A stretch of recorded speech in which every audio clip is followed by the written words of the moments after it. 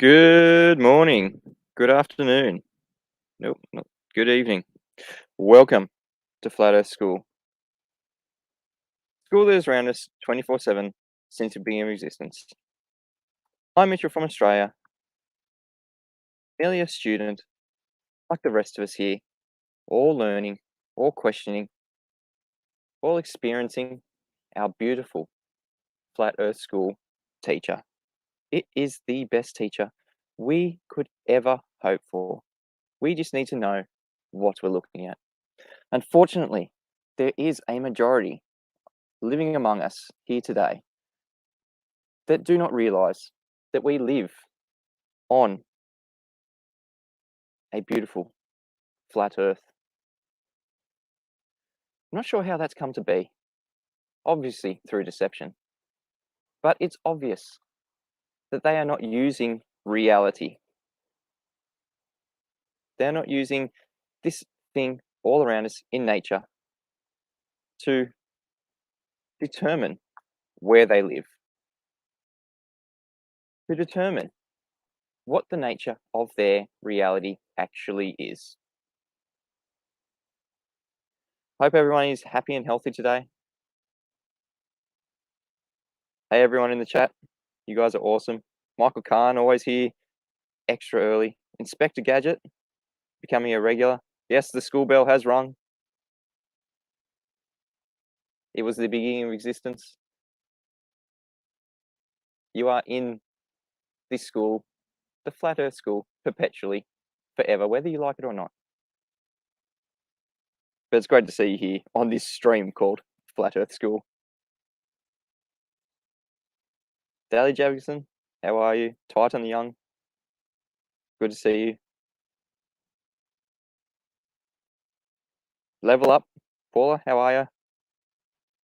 Becoming a regular now, Paula. Did you get a notification today, Paula? Hopefully you did. But this episode, hopefully the stream will clear up a little bit because it is a beautiful, beautiful view here of this little bay. I think it's called, well, I'm in Jervis Bay, but the little cove is called Sharknet Beach. And it's interesting to find out what a beach actually consists of. So this is actually a pretty small beach. A beach actually consists, and its limits are between rocks. That sandy bit over there to the right-hand corner of the screen, that bit of sand, that is a beach. And either side of that is rocks. That's just how they define beaches. Well, here in Australia anyway. John Furr gives me 20 Canadian dollars for a super sticker. Thank you so much, John Furr. John Furr sent me an email. I think it was yesterday or the day before. I apologize, John. I was in the process of getting back to you because he,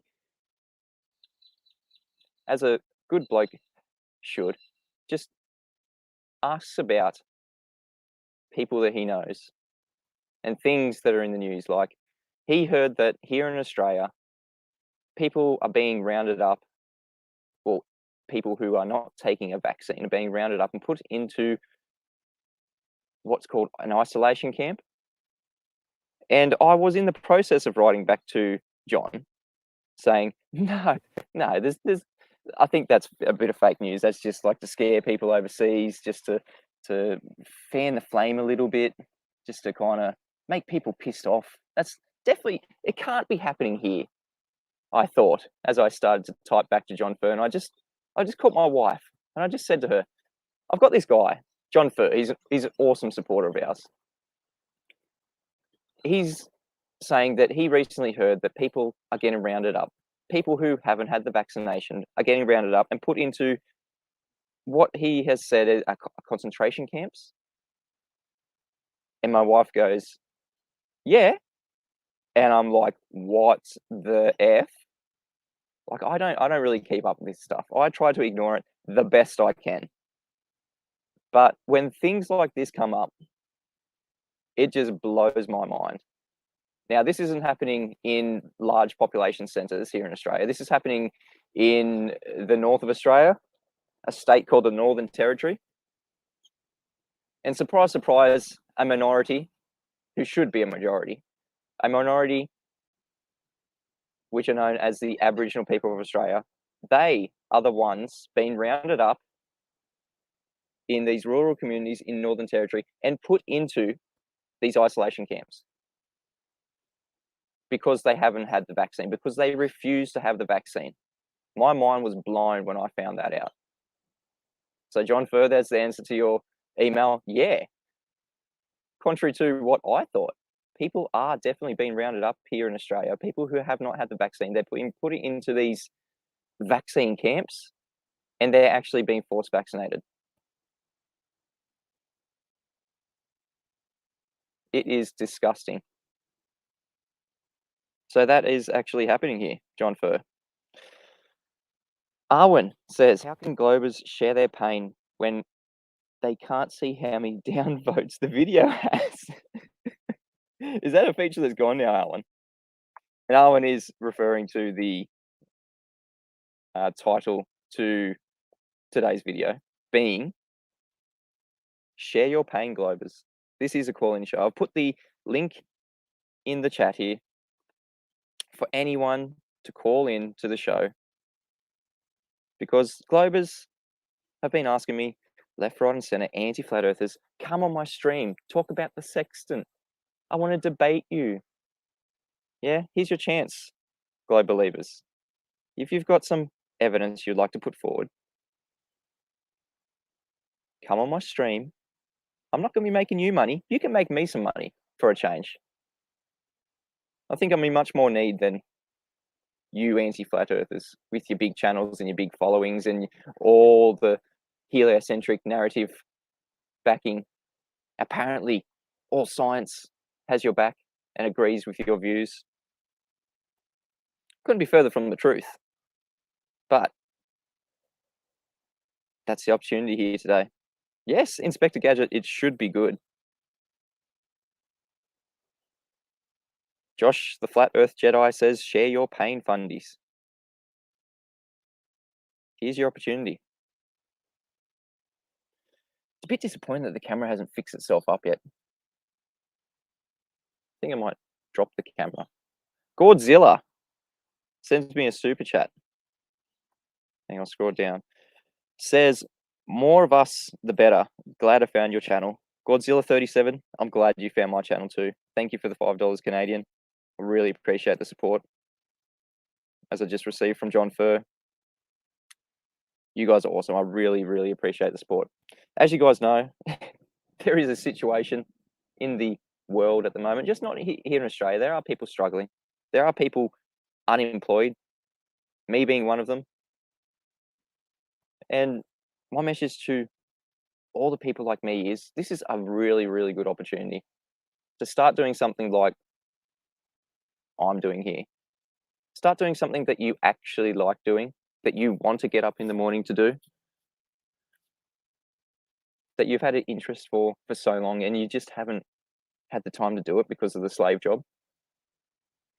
Now, I know financially, yeah, it's a massive burden not to have a full-time employment or any employment, or not being able to gain employment because of a medical status you may or may not have. It's not just as easy as going out and just finding a new job if you've lost your job because of that medical status. It's still with you. It's still a criteria that most employers like you to have, require you to have, wouldn't even give you a look in. If you're in an interview and you're unvaccinated compared to someone who is vaccinated, they could be the worst candidate, that other person. But if they're vaccinated, they'll get the job over you. You could be the most qualified person. You could say, I will do it for minimum wage. And the employer says, no, too much of a risk, too much of a liability to everyone else. Because apparently everyone else's vaccines aren't working for some reason. Go figure. Anyway, just a little positive message to all those people like myself who we find ourselves in this situation. Turn it into something positive. Turn it into something that you like to do. There's never a better opportunity than now to start doing things that you just haven't had the time to do. For Globe believers, Why don't you call into a flat Earth stream like mine? Link is in the chat. There it is. Everybody is welcome to join.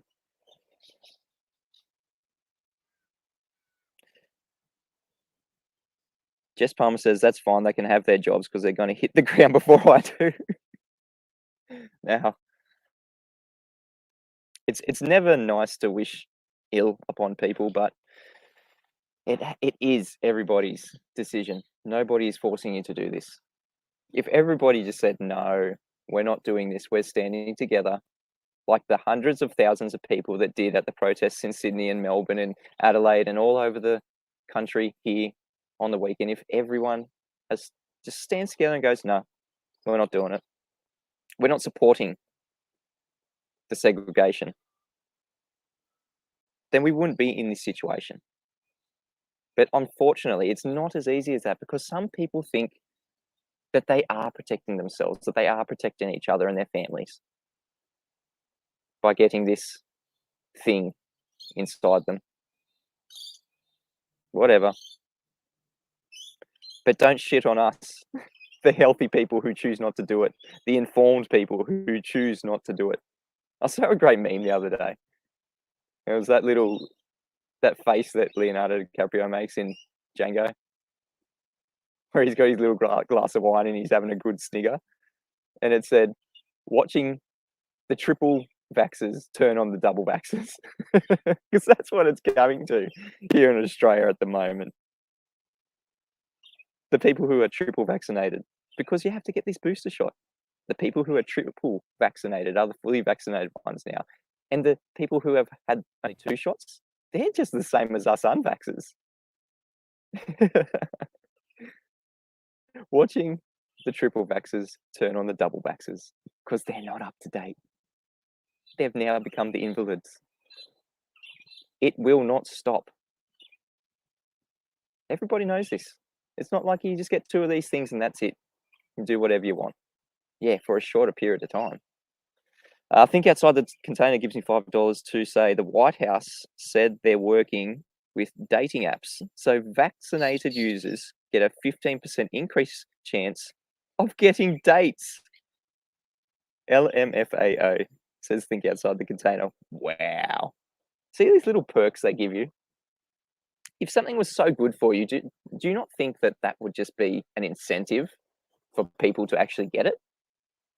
If something is claimed to save your life from a big bad boogeyman that's going to kill you, why do they have to give these incentives?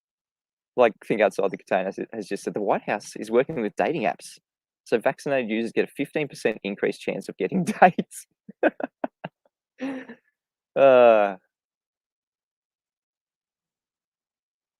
It's fantastic.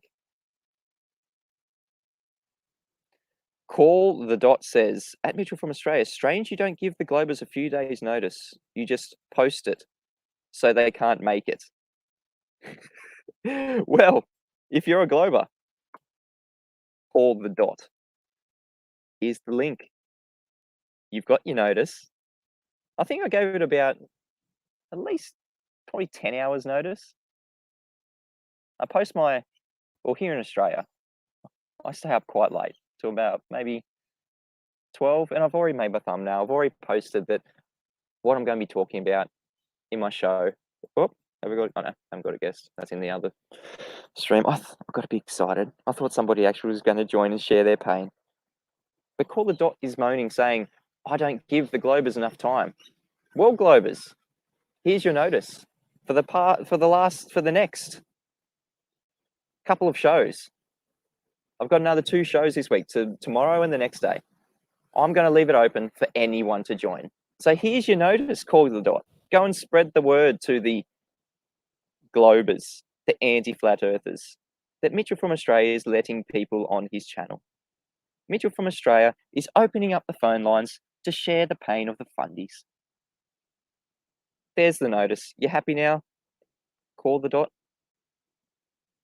The link's going to be in the chat, in the description, for any old fundy to join. And obviously, if you're a flat earther, yeah, you can join too. You can just chat. Ask about how I'm doing. Ask about where I am. Ask about the nature of reality. If there's something you don't quite understand about the things I've talked about the things that you think don't quite add up here in our world, join in. It's open to anyone.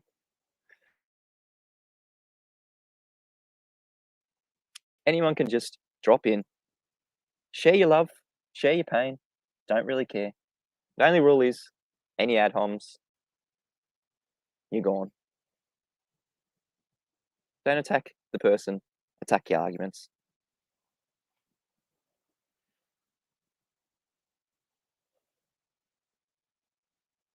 Owen says, I think Mitchell is hunting for actual ballers / anti-flat earthers. Nah, it could be anyone, Owen. Owen, you can drop in if you feel like.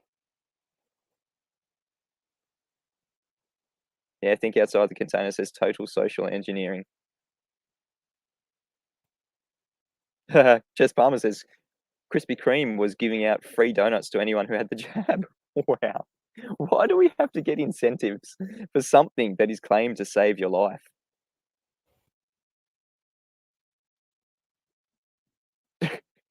I'm not going to say that, Arwen. You can see Arwen's comment in the chat if you feel like it. Daily Jacobson, no, it's not about a virus, is it? And us crazy conspiracy theorists caught it from the start.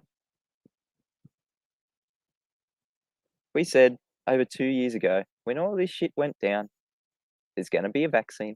Everyone's going to get forced to take it. And that's why we're doing this thing. No, you're a crazy conspiracy theorist. That can't be right. The elder says, crazy Fleurs, I'm sick and it's all your fault. My 4th booster isn't working because you never got your first. Says the elder in the chat. Thanks for that comment. It's stuff like that. You apply a little bit of logic to what's going on. Apply a little bit of critical thought. Arwen says maybe they're all asleep right now. Yeah, maybe. Michael Khan says, call in and prove you're right, you chicken, at call the dot. Link to join is in the chat. Any old baller can join and share their pain. All those people who are only relevant because of us flat earthers. All those people who are asking me to come on their streams to make them a bit of money. Because people are watching my videos and people don't want to watch their videos without someone getting muted, without someone like a flat earther being called names, being called stupid and dumb, being called a science denier. Yeah, just a bit of projection. Because that's where anti-flat earthers and globers, they feel most secure, in the echo chamber of those big anti-flat earth channels. They don't want to come on streams like this. They don't want to come on streams like Flat Earth Debate. Nathan Oakley, 1980. Share your pain. It's a daily debate channel. 5 days a week. Apologies for the street sweeper in the background. 5 days a week. Nathan Oakley, 1980. Subscribe today. He does a daily debate stream. Share your pain, Globers. You have every opportunity. Quantum Eraser. He does streams where he opens it up to anyone, Globers or Flat Earthers, to dispute what we are talking about. Me, here, Mitchell from Australia, on Flat Earth School live streams. I'm now opening up my streams. Link is in the chat right now. Anyone to just call up and share your pain. Get out of your little echo chambers and come tell us what's what. If anyone didn't see my video yesterday responding to a video by Martimer81.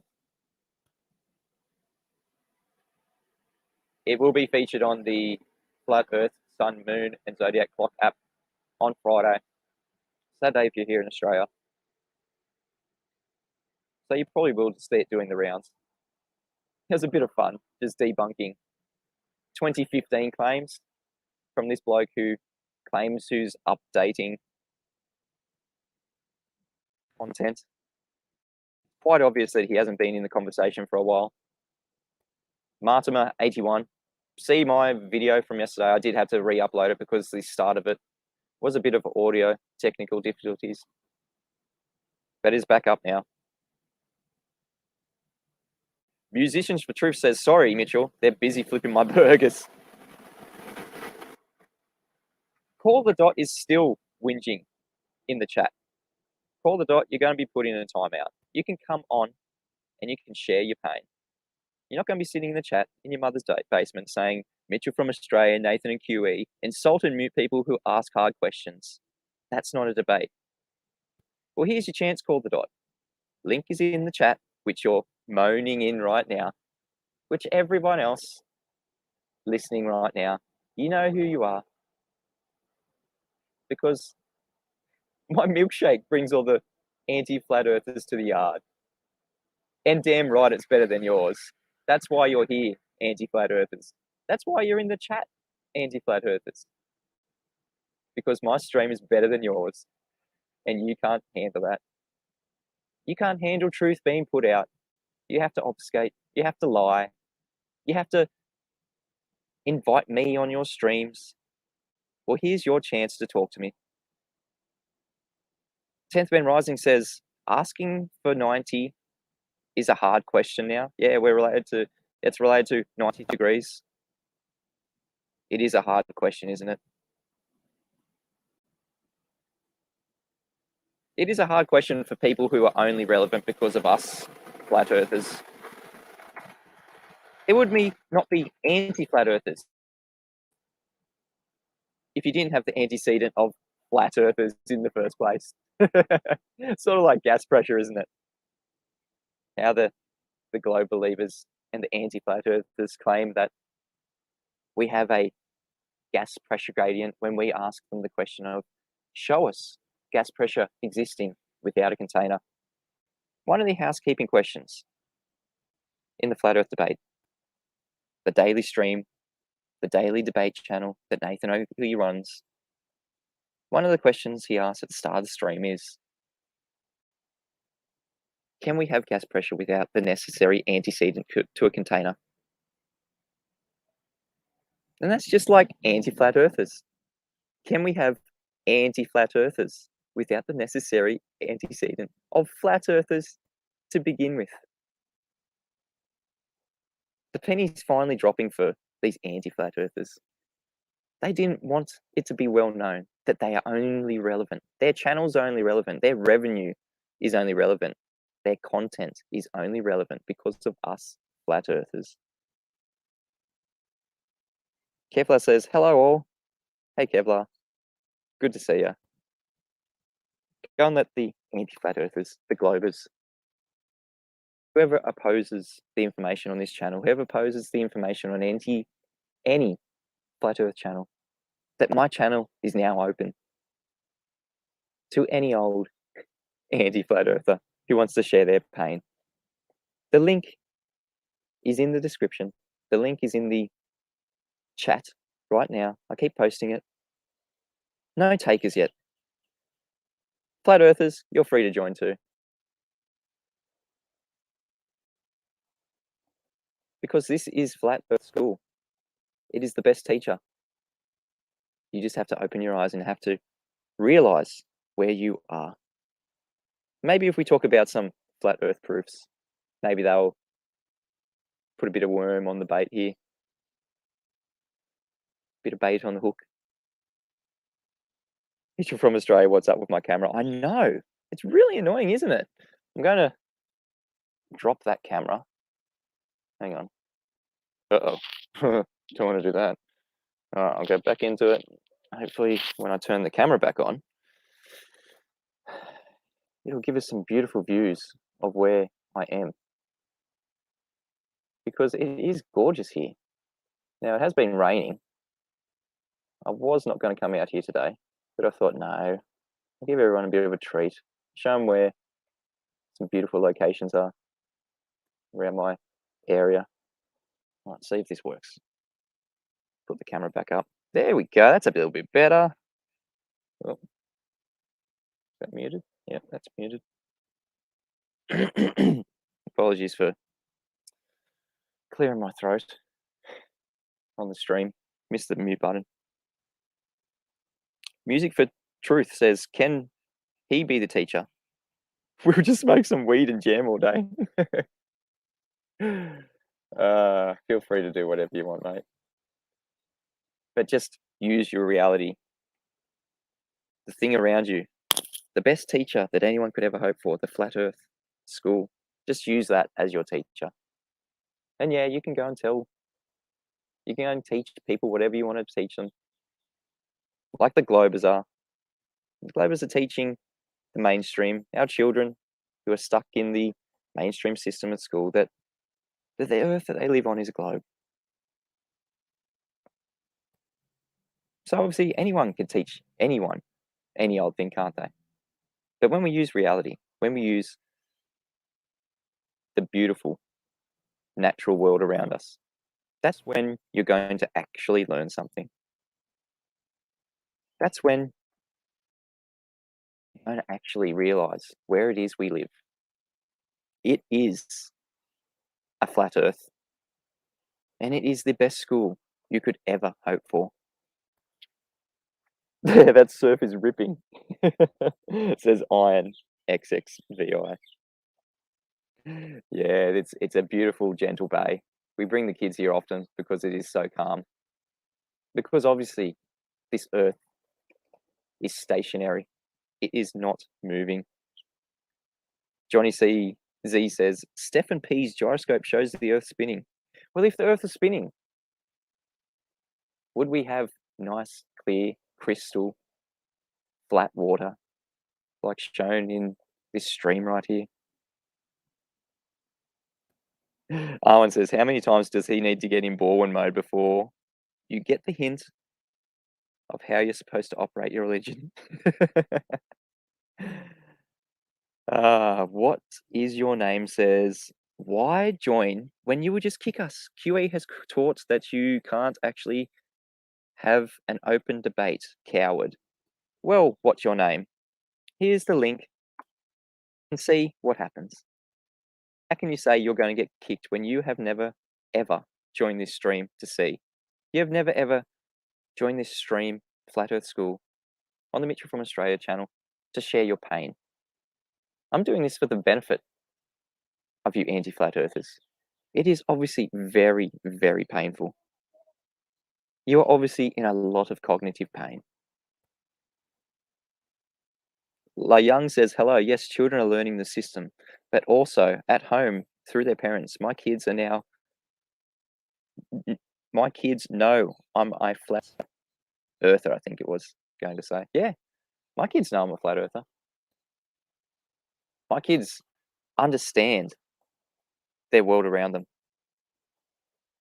They understand that things don't go just down. There is no downward bias. There is no gravity pulling anything down to the center of a presupposed spherical Earth. They understand that it is all relative density disequilibrium. It is all an object's relative density relative to the medium that it is in. That has been scientifically proven. We can do that at home. It's very, very easy. Logic X says, funny how the globe tugs act like they know science. Yeah, let's go through one bit of science that we can actually prove. The egg experiment. You can do it at home. If you're homeschooling, I recommend everyone to give this a go. All you need is an egg, a glass of water, and some salt. And you can prove the cause to why things go down, to why things go up. And it's not gravity. Gravity has absolutely nothing to do with it, because what is gravity? There is no scientific proof of gravity. There is no observation of gravity. There's no effect of gravity. There's no cause of gravity. But we can absolutely scientifically prove relative density disequilibrium. All you need is an egg, put it in a glass. Doesn't matter if it's fresh water or salt water. Salt water will probably work a bit better. The egg will appear to drop. It will go to the bottom of the glass. And this is the, well, not specifically this, but things moving is the naturally occurring observation. The natural phenomenon that we see, things moving, a leaf falling off a tree, gas evaporating out of a puddle, things moving up, things moving down. Why do things move? What is the cause to it? Well, in this hypothesis, we can assert the cause is the medium, the density of the medium that the object is in. If we can manipulate the density of that medium and cause an object to move, that is proving the cause to things moving. So, dependent variable, things moving, independent variable, density of the medium that the things are in. That is the hypothesis. And the experiment stage is putting an egg in a glass of water. Works a bit better if the water is warm, works a bit better if it's salt water already. And then manipulating the medium, pouring a bit of salt in, manipulating the medium, making the medium a bit more dense. And when you see the egg rise, you have just caused that effect. Something moving. That is real science. Proving empirically the cause to an effect. God believers, if you have a rebuttal to this, if you have an objection to this, if you have pain when you hear something like this being described, real science being done, the link is in the stream right now for you to join and share your pain. Because it is painful for globe believers to lose an aspect of their religion, being gravity in this instance. It is very painful. Some people can't deal with it. Some people have to go to ad homs. Some people have to say, you don't understand science. That is just projection. That is just an ad hom attack. That is just people who they themselves know they don't understand the scientific method, who know they have been fooled by what the mainstream has said is science. It is just projection. They themselves don't actually know the scientific method. First step, observe a natural phenomenon. It has to be natural. It has to be a phenomenon. Something happening in our natural world. If it's happening in an apparatus, if it's man-made, synthetic, supernatural, there's no scientific inquiry needed. Scientific method is only a method of inquiry for naturally occurring things. Don't have a naturally occurring phenomenon, you don't have scientific inquiry. Second step, form a viable hypothesis. So you've already got the dependent variable. That is the observed natural phenomenon. And then you predict the cause to that natural phenomenon. That is the independent variable. Now, to be an independent variable, it has to first exist. Secondly, it has to be the cause. And thirdly, it has to be the thing that the researcher is manipulating.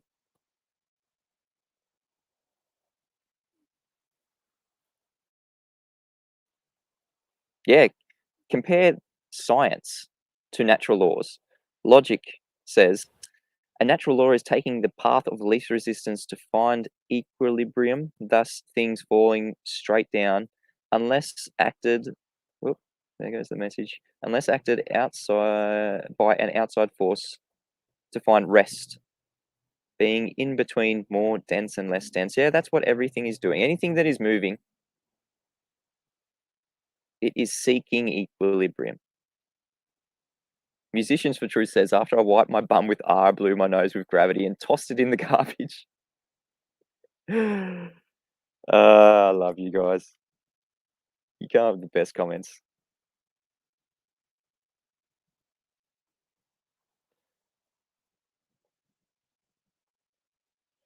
This stream is now open to anyone. Whoop. V. Control V. Paste the link. Here we go. In the description. No takers yet. No anti-flat earthers willing to come on a stream and dispute anything that we're saying here. They need to be in their little echo chambers. They have to make their edited videos. They have to go out into their garage, into their basement, into their little safe space, surround themselves with safe things like globes, safe things like pictures from space, safe things like fellow anti-flat earthers. What do you call a group of anti-flat earthers? We should assign a name to a group of anti-flat earthers, people who just come together, anti-flat earthers, just only relevant because of flat earthers. John Furr says, why are globesters cowards? Well, because they have no argument, and they know that they have no arguments. They know that when faced with an actual flat earther who knows their stuff, they will be shot down.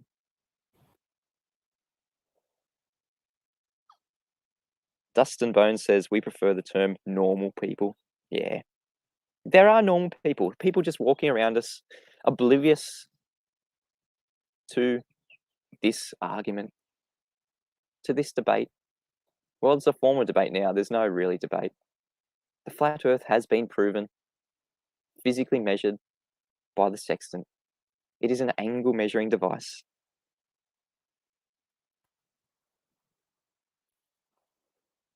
You're measuring angles of elevation. You have to have a flat baseline. Now, Mr. Sensible has released a interesting video recently on his channel, targeted at what we're saying at the moment, highlighting that you do not need a horizon to shoot that angle of elevation. Have we got any other takers, globe believers? Mr. Sensible, how about you ask your buddies, the anti-flat earthers, to back you up here? I'm not hearing anyone in the background saying, yeah, Mr. Sensible, yeah, you really told him. I haven't seen any other videos saying you don't need a horizon. You don't need to correct for dip angle if you know how.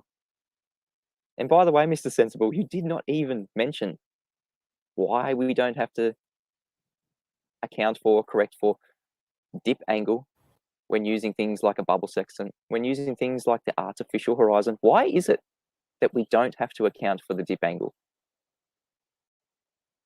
Now, obviously, Mr. Sensible goes out and claims victory before he even knows what he's done. We're just waiting for other globers to jump on. We've already got Mr. Sensible. He's already bagged, tagged, and he thinks he's been fishing. All he's done is gone fishing in a crocodile's mouth, and it has slammed shut. He doesn't even know it yet. He's being digested by the crocodile right now, but he's still got enough life left in him to say, yeah, I fished Mitchell from Australia. He took the bait. I've won. He's not even talking about sextants anymore. From the crocodile's belly that he's being digested in at the moment, because he went fishing in a crocodile's mouth. It is a glorious time to be a flat earther. Anyone who's seen Mr. Sensible's video, any of the anti-flat earthers, any of the people who think that the sextant only works on a globe earth, could you do Mr. Sensible a favor and just back him up? Just put it in your own words, or you can just repeat what he said, that we don't need a horizon for the sextant. That we can use things like a bubble level, a bubble sextant, an artificial horizon. Or even a HUD heads-up display. Anyone want to claim that one? Just do Mr. Sensible a favour and back him up, would you? Because it's awfully lonely out there at the moment. Obviously got a lot of commenters from his video, but is anyone else making any videos saying, yeah, look, he's destroyed Mitchell from Australia. He's destroyed the notion of a sextant needing a horizon. I'm doing Mr. Sensible a favour here, lending some validity to his claims. I'm just concerned how easy it was to lead him to these things, but you know, simple-minded people, simple-minded arguments. Anti-flat earthers. Maybe Wally can put it together a little compilation of everyone saying, you don't need a horizon for a sextant. You don't need dip angle correction for a sextant. That'd be nice. Oh, we do have someone. We've got Arwen. How are you, Arwen? Hello. Thanks for joining. Arwen, everyone subscribe to Arwen, ARWIJN on YouTube. Does a daily stream for what, 3 years, Arwen? Been? Man, it's been so long, like 2016, somewhere That is there. a massive effort. Pretty much every day. Oh wait, the early bird show, that's like 3 years now. Yeah, that's what I was referring to, the early bird show. Arwen, ARWIJN. Subscribe now on YouTube. He does a great daily show. Arwen, how are you, mate? Thanks for joining Flat Earth School. What can I do for you? Yeah, well, I really felt that the baller side of the argument was being underrepresented, Oh, I apologize. and Please represent them. and my Are you going to be counter balling? arguments were being ignored in chat.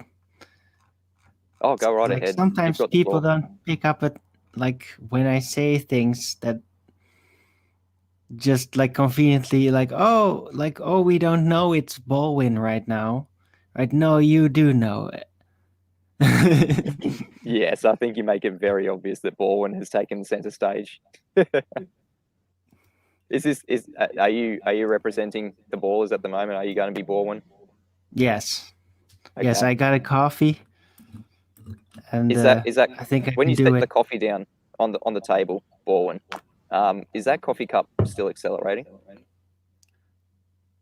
uh well, I think geodesically it is, but in physical reality, no, not really. Okay, we can go with that. Physical reality, that's what we have to use, the beautiful flat earth school around us. Physical reality. If we're using that, that's fine. No, it's definitely not accelerating. What if we knock the coffee cup off the table? Is it accelerating again? Hey, I haven't finished my coffee yet. Oh, sorry. No. It's not accelerating when we knock the coffee cup off the table. Right, well, if it is displacing, right, and it used to stand still, then yes, you could calculate from that it has gone and accelerated. So it is accelerating when we knock the coffee cup off the table. Yes. What about the hot water in the coffee cup that's been evaporated? Is that accelerating also? Uh, well, that's difficult. I know it is. Right. It Some is of quite difficult. now, I think that overall, like the cooling off and all that, it's like it starts like when heat transfers come into place. It usually is the biggest transfers at the start, and then when it cools down, the transfer becomes lessened. So you can describe that interaction with our world as something like entropy. Yes, indeed. And it has Change nothing to do with air pressure moving in all directions, by the way.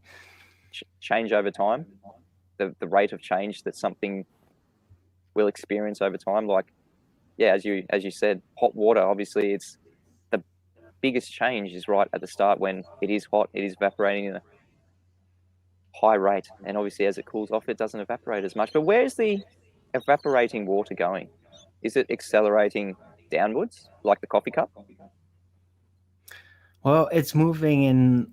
kind of in all directions when it's in a vapor state, and prefers like the lower density regions of the gas as it is expanding until it eventually completely dissipates and, yeah, like dissolves into the big mesh. Borwin, you are unlike any global I've ever experienced. You were speaking too much truth about our world. Have you? Godzilla 38 says, if it's a ball, Borwin, how do you explain why it's flat? It just seems flat. That's because of terrestrial refraction, you see, Ah, which just yes. happens to dislocate the visuals of the calculated geometry. The calculated geometry, something like we do with the black swan. Right. Well, yeah, because of the terrestrial refraction conditions, which are unusually high, everything just seems perfectly flat. That's kind of like the epitome of terrestrial refraction influence, is to make it ironically look perfectly flat. Ah, like a local flatness. Yeah, perceived as Ah, such, because it is all optical, right? The actual position of all these things is still in accordance with the spherical geometry, but it just seems like it's all stretched out into this flat surface. optical, you say. So we don't have a geometric Earth curve edge that we are looking at when looking at the horizon. Well, you're looking at what resembles like a distorted curve, right? It's actually bent, it's all curved up, but yeah, it just like it's become optically unfolded, and that's why it looks so flat.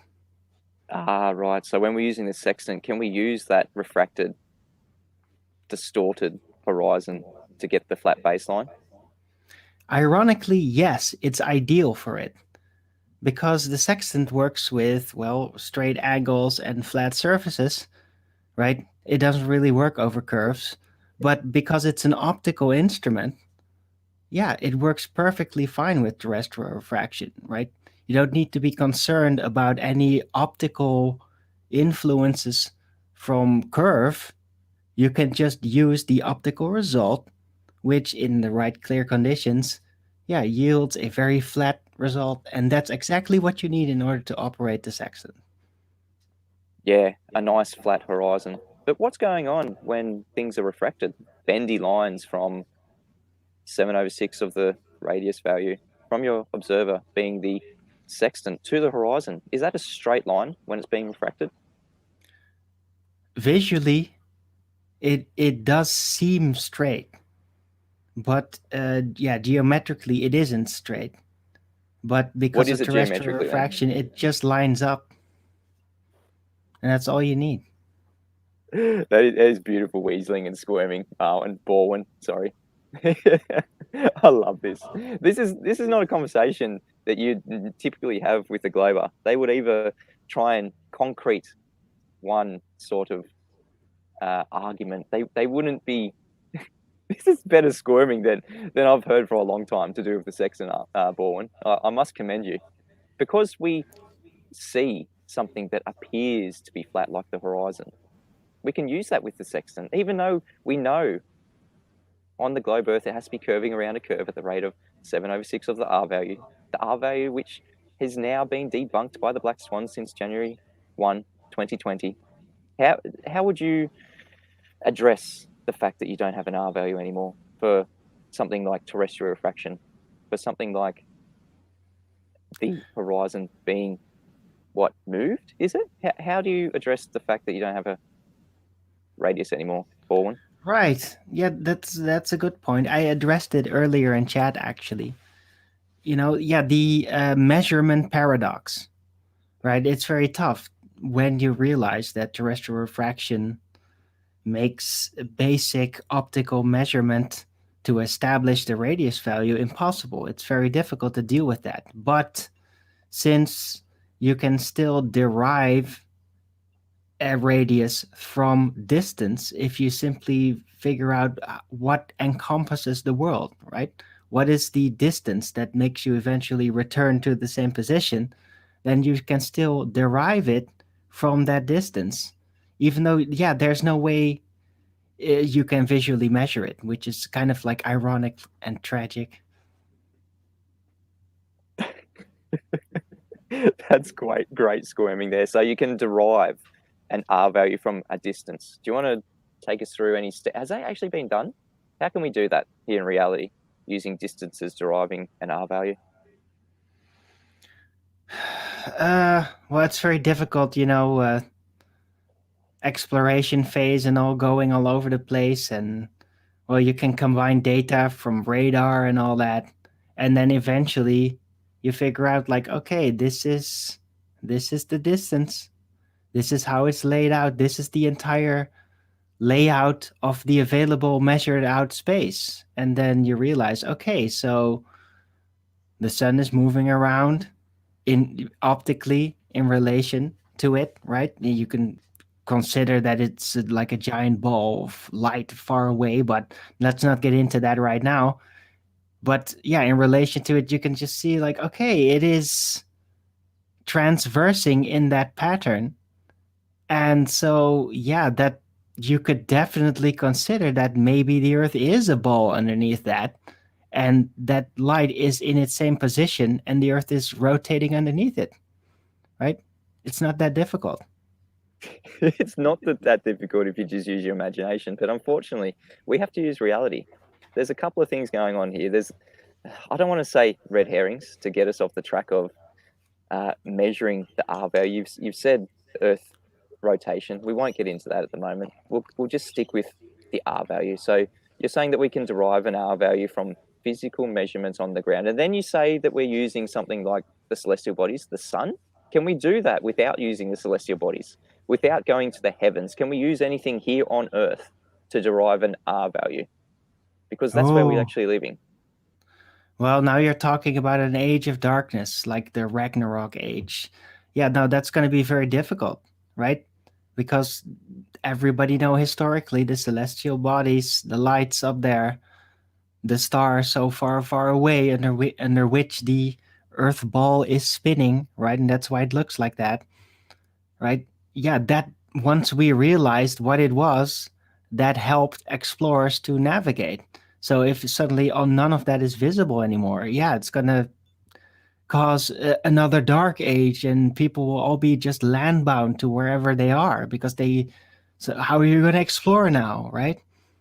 Except Ah, for so, probably electronics. Yeah, of course, there's the electronic age. As long as that keeps going, we can still use the electronics to explore, basically figure out where we are for us. But originally, we just used our eyes to pinpoint, like, where are we on this globe underneath all these stars and the sun. right. So you have to first assume that we're doing all these things on a globe for it to work. So this can't work on a flat Earth, Corwin, using a sextant, celestial navigation. There's no way it could work on Well, a flat Earth. well, it's kind of a deceptive question because yes, optically it matches perfectly, right? But then, yeah, none of the celestial bodies and, yeah, the Earth being a ball underneath what? Like, how that doesn't work anymore? How can it be flat underneath this surrounding star and sun system? All that, the outer space, that doesn't work anymore, right? It makes no sense. What, a disk in between there? No, that makes no sense. So, yeah, you just can't go with that. You got to go with the globe because then it fits. And just take notice, flat earthers listening to this, how slick Arwen was to transition the conversation from the R value that is not being able to be derived into something like sextant. That's an easier argument than proving that they live on a globe in the first instance. Arwen, let's go back to deriving the R value. Let's not use red herrings. Let's not uh, deviate off the question at hand. How have we actually got the radius value 3959 miles? Has it ever actually been derived, measured, calculated to 3959 miles from here on Earth? Because we keep getting told by the anti-flat earthers, people like Wally, who say he's calculated within 2%, who says that Al-Biruni has calculated it within a couple of percent. Apparently Wolfie has calculated it within 0.4%. Has anyone Yeah. actually derived the value of 3959 miles? Well, yeah, those attempts are very admirable, from Alberuni and from Wolfe. But unfortunately, they didn't realize terrestrial refraction, which kind of makes any optical derivative from the horizon in order to establish some kind of geometric effect completely pointless. So, yeah, it was an admirable attempt, but yeah, some people, because of this, claim that they never claimed the geometric horizon. It was really an honest mistake, and they're all really embarrassed about it, right? So Oh yeah, you yeah, can't yeah. use optics to derive the radius. You have to actually move the distance and then figure it out in relation to the celestials. So you can't use optics, the only thing that we have at our disposal to view the world. You cannot use optics to derive something like geometry, the R value, the thing that you think you have beneath your feet curving away in all directions, that R value of 3959 miles. We can't use optics. What can we use? Well, look, you can use optics on the short run, right? So, for example, was it Fight the Flat Earth? He kind of exaggeratedly made the point like, oh, look, my hand, is it right there? No, it's not because of terrestrial fraction. But it's like a silly, over exaggerated statement. But technically, it's correct. But just at the short run, the actual terrestrial refraction deviation becomes insignificant. So, yeah, close by, you can still apply geometry very accurately, right? It's just when you go over long distant measurements based on optics, that's when the terrestrial refraction makes it seem all that flat.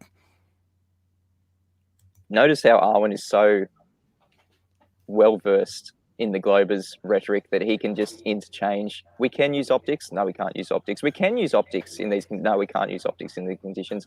You just need to realize, flat earthers, when you're talking to people like Borwin is representing here, you have to see that they're in their deceptions. You have to pull them up in their deceptions. So Borwin, so we can use optics, but we can't use optics, but we can use optics, but we can't use optics. Well, yes, I understand. Right?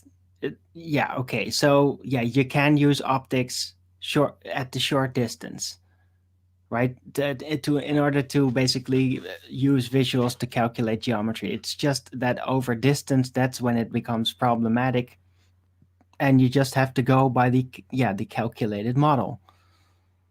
So how do we get to the calculated model if we can't derive anything to get there in the first instance? Are we just begging the question? Are we just assuming that we're living on a globe? And then if we're getting close to it, is that good enough? How are we getting that radius value in the first instance? That's what I want to know. That's what I've been trying to research. Where do we get 3959 miles to get the percentage? You error? seem to be avoiding the evidence that I've presented, and that is that it is derived from the measurement of the total distance measured together, the transverse distance, right? We know it now as the equator line, which is derived from the celestial orientation of the sun, like its optimal position, in order to figure out, like, yes, this is how big the globe is.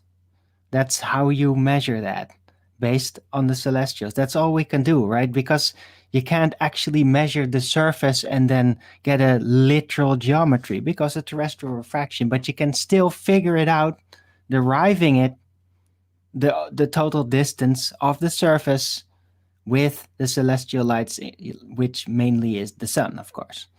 Borwin is doing such a better job than you are at the moment. See how he easily just slips into the begging of the question? Because we know it's a globe, this is working. Because we know it's a globe, we can already know that there is an R value to derive from. Arwen, can we start with the premise that we don't know the shape of the Earth? We don't know if it's flat or globe. How can we ever determine what the layout of the land is? Don't go into begging the question already knowing that it's a globe. You have to first prove that it's a globe in the first instance. Where can we start? You've said measurements, but you're assuming that's already happening on a globe. So we've got measurements. Yeah, we can measure the distance of things. How does that prove that we're on a globe? Well, how else would you explain like all these lights? All the sun, how that works, right? I only see one reasonable explanation for the orientation, and that is that the Earth is a ball because it lines up. It lines up so in plain sight, right? The sun is staring you right in the face every day as it makes it perfect circle, except we know it's very big and it's the Earth spinning, not the sun, right? This is beautiful, Armin. I love this, but I am going to have to end the stream very shortly. Notice how Armin goes from the physical layout of the land that I've asked to use, the physical reality that we have, the distances, the measurements, and then you go to the sky. You go to the celestial bodies again. Can we derive anything from this physical land? Can we derive any layout of the land? Can we, obviously, I'll give you some examples. When we're using something like a total station, we are physically measuring the layout of the land. When we're using something like a sextant, we're physically measuring the layout of the land. And for both those instances, we need a flat plane. How are you getting any straight lines, any baselines to physically measure? Because that's what you're using, physical measurements on this Earth. How can you derive any angles on a curved surface? It has to be flat. Well, look, that all depends on the purposes of what you're going to be measuring for, right? If you're going to go by some kind of architecture, well, then you can use just the apparent flatness because of the terrestrial refraction and yeah, just design your stuff straight, right? Because of the gravity orientation, it's just going to pan out. Don't worry about it. And it might seem very flat in the end result, but the workers know what they're doing.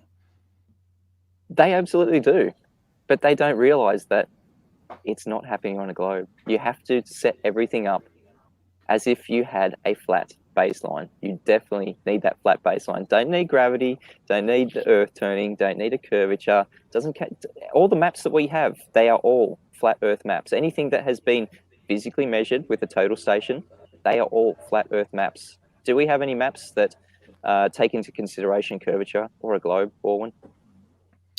Yes, of course. The original celestial map, right? The star, the ball of stars. That's the original map. That's really where the ball started, right?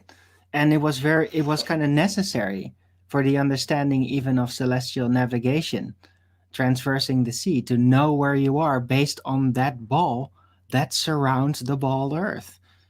And it's beautiful how it just perfectly matches a ball shape. So it's only logical to conclude that the Earth has to be a ball in between all that, and that's why it looked that way. It has been a pleasure, Borwin, having you on today.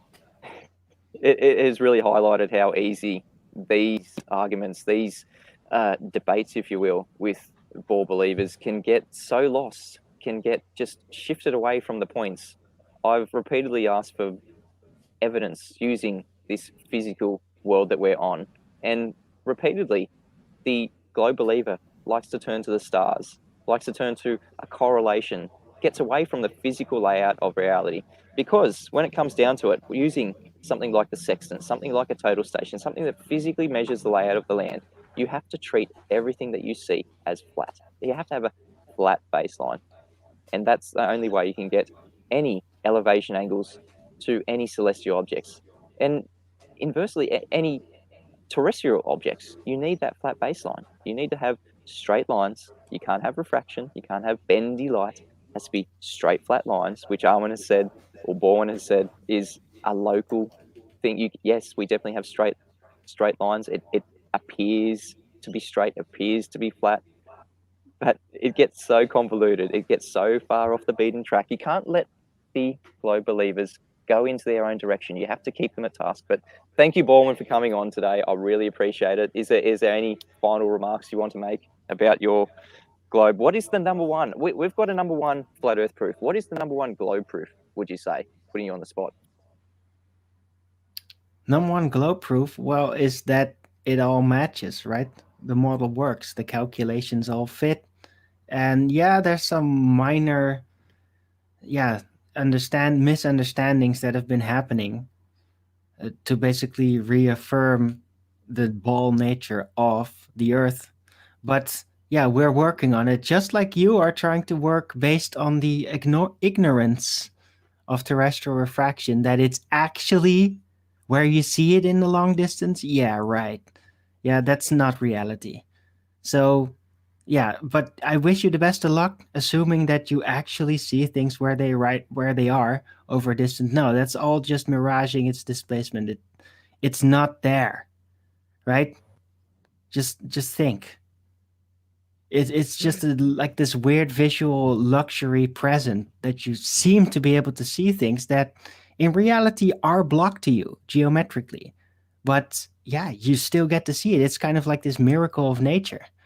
So you have to go with it. And yeah, the measurements work out. Most measuring where there's supposedly issues of curvature and all that, yeah, as long as it works out visually, then everything is all right. You know, it can seem flat. You can measure it flat visually. That works out perfectly. So back to the the first statement. What was the number one globe proof? Just can we end on that? What was the number one globe proof? That it all matches reality. Well, the skies that rotate, or that we rotate underneath. That, like, come on, what else is that? Right? I mean, Why come does it on. seem like a perfect ball to What every other extra? observer? Yeah. Like, why? What What other? else is that? Like, that's not a bunch of stars and the sun and the moon floating above a disk. That's not what that looks like. There's no perspective applying to any of that. Yeah. It's just there like a ball. So how else can we be underneath all that?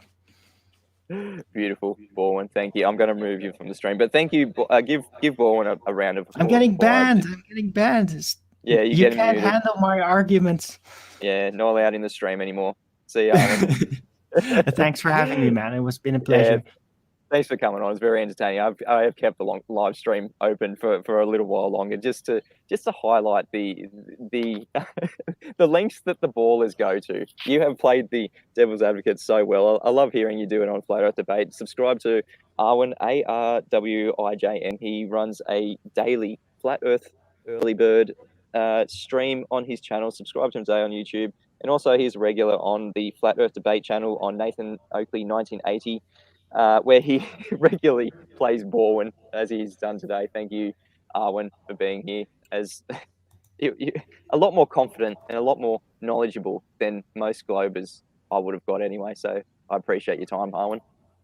Right. Well, I have the luxury of realizing that it's all virtual and that I have nothing to worry about still, because I know there's a God out there.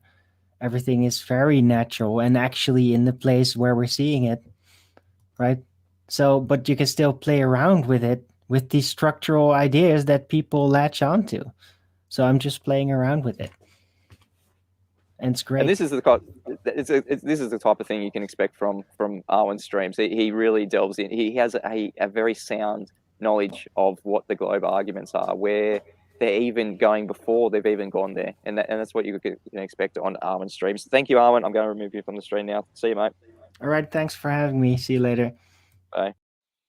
And to everyone else, all the other globe believers who wants to be like Arwen, who wants to defend the globe, for the next couple of days, I'm going to leave my stream open. I'm going to post the link in the description, post the link in the chat. For the next couple of days, tell your friends and family, tell the anti-flat earthers, tell everyone that Mitchell from Australia, the person that the channel that all these anti-flat earthers are making videos against, you can come on my stream. You can share your pain. You can be like Arwen and defend the globe. You won't be muted. You won't be banned unless you're, number one, you're not sticking to the argument. Number two, you're willingly deceiving my audience. And number three, ad homs. I'm not going to accept any of those things in my live streams. If you feel like the world turns on you, turn to Flat Earth School. It is around us 24/7 since the beginning of existence. I've been Mitchell from Australia. He's been Borwin and Arwen. It was a fantastic stream. Thank you, Arwen. You have a lot more guts than any of the other anti-flat earthers, ballers, whatever you want to call them, that who have refused to come in this stream, who like to just sit in the chat and just take little digs, little ad homs, little, you don't understand these things. make me understand, Globers. This is your chance. Share your pain. Until next time, get out and experience your Flat Earth School for what it is. Love to all. Stay happy and healthy. See you guys.